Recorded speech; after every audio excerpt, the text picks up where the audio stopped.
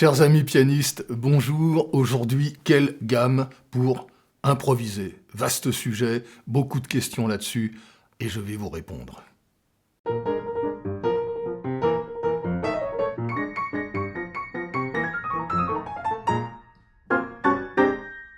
Le projet d'académie se porte bien, on continue, on est en train de tourner, plein d'idées, plein de choses, il faut classer, trier, tourner, on refera le site, tout va être mis en place, je pense que ça va prendre quand même 2 à 3 mois, c'est pas un projet facile et on va faire ça bien, on va parler de beaucoup de choses, notamment de ce qui va suivre, qui fera partie d'un cours dans l'académie, d'un cours complet sur l'improvisation, mais en dépassant le problème de la gamme. Maintenant, je vais vous montrer comment je vois les choses, comment je pense que chaque degré d'une gamme est un personnage, comme au théâtre, ou comme dans un drame, ou comme c'est également un tube de couleur, c'est également un mot, enfin bref, une émotion. Il est chargé, il est fort, il est faible, il fait rêver, il affirme. Chaque degré d'une gamme contient un monde à lui tout seul, et c'est avec ce monde qu'on va faire de la musique, qu'on met en scène, et qu'on fait une improvisation musicale dont la signification est au-delà du langage. Alors en réponse à des commentaires intéressants, je dirais qu'une gamme, comme cette gamme de Do majeur, c'est un choix arbitraire que de l'utiliser sur tel accord.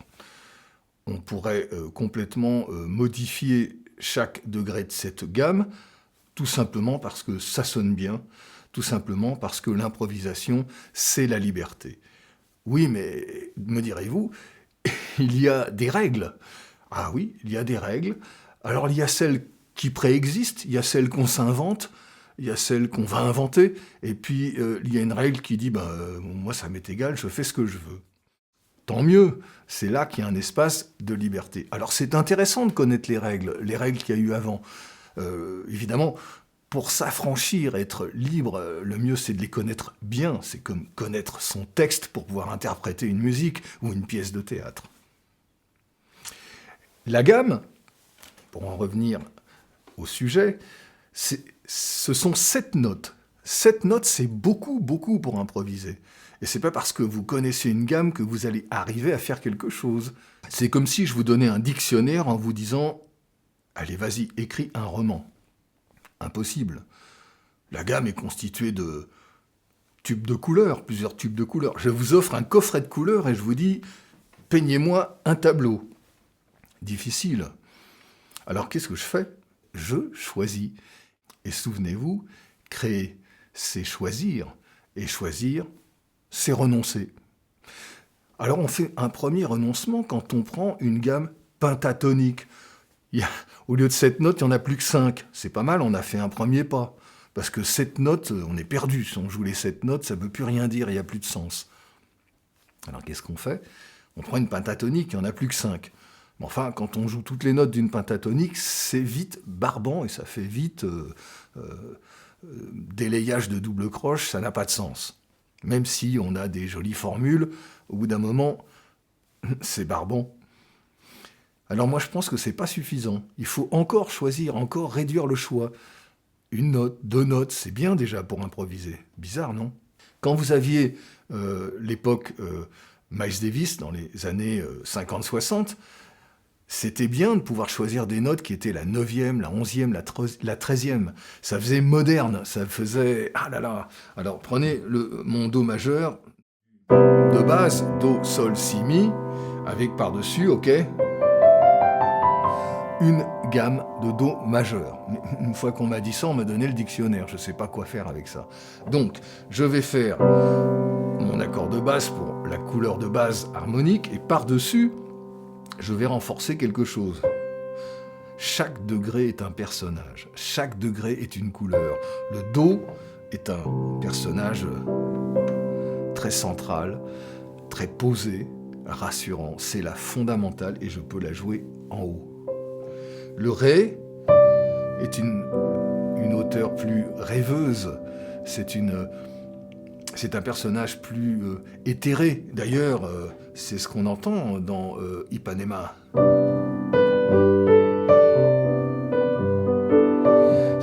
fait rêver, elle est suspendue. La tierce, elle est bien posée, elle est expressive, la tierce. C'est pour ça que des fois, on la rabaisse un peu. On va jouer avec les notes qu'il y a autour, les demi-tons qu'il y a autour, qui sont des notes satellites. Le Mi est la note cible, mais autour, je peux jouer avec tout ce qui... Le Fa. Alors, le Fa, il peut rentrer en conflit si j'ai la tierce en dessous. Ça, c'est un frottement difficile, dissonant. C'est pour ça qu'on a eu l'idée, tiens, au lieu d'un Fa, si on faisait un Fa dièse.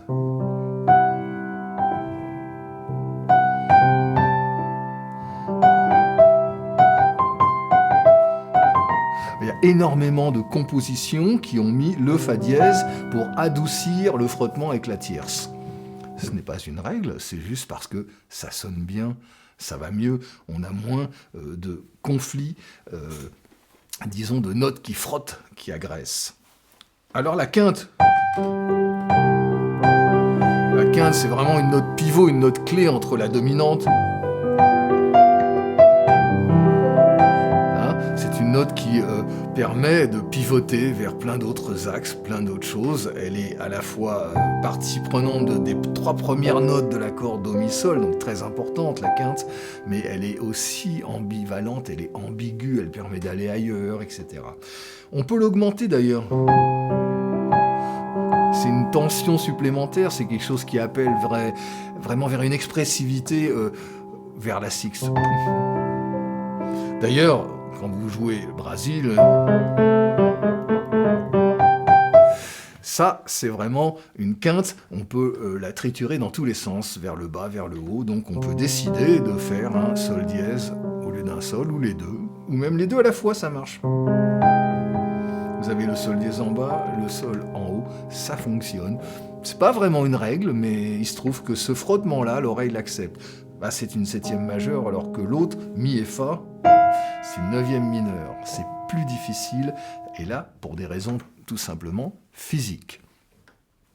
Maintenant, j'ai la 7e majeure. Pareil, elle est suspendue, elle est hors temps, elle est rêveuse, elle est complètement nébuleuse. C'est pour ça d'ailleurs qu'elle est choisie également dans la fille d'Ipanema.